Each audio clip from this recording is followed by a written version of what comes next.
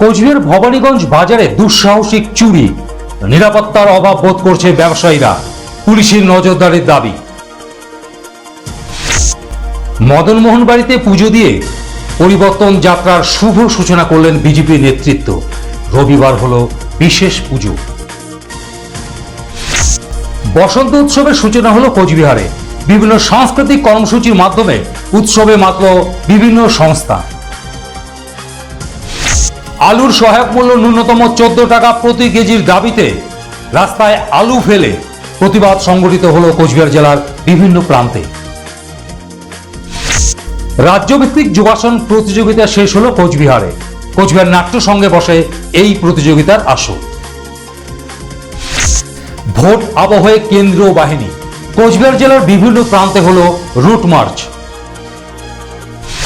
রাজ্যে পরিবর্তনের ডাক দিয়ে কোচবিহার জেলা থেকে রথযাত্রার শুভ সূচনা করলেন বিজেপির সর্বভারতীয় সভাপতি নীতিন নবীন। দিনহাটা 11,000 ভোল্টের তারে বিদ্যুৎপৃষ্ট হয়ে মৃত্যু হলো 5 শ্রমিকের। ভিলেজ পার্ট 2 গ্রাম পঞ্চায়েতের ভগ্নী এলাকায় এই দুর্ঘটনাটি ঘটে। কঠোর নিরাপত্তার মধ্য দিয়ে সংগঠিত হলো এসএসসি বোর্ডের নিয়োগ পরীক্ষা। এই পরীক্ষাকে ঘিরে ছাত্রছাত্রীদের মধ্যে তীব্র ভাবাবেগ লক্ষ্য করা যায়। এবারের পরীক্ষা পদ্ধতি স্বচ্ছভাবে সম্পন্ন হবে বলে তাদের আশা। সেভাবেই তারা প্রস্তুতি গ্রহণ করেছে বলে জানান